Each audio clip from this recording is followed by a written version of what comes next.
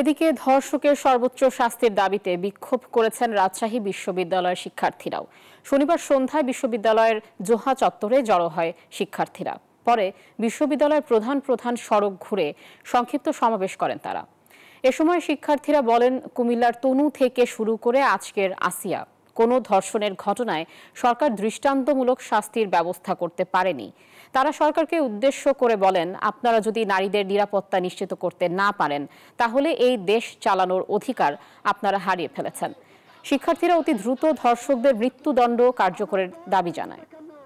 এই ঈদে জামা জুতো অ্যাকসেসরিজের ডিসকাউন্ট।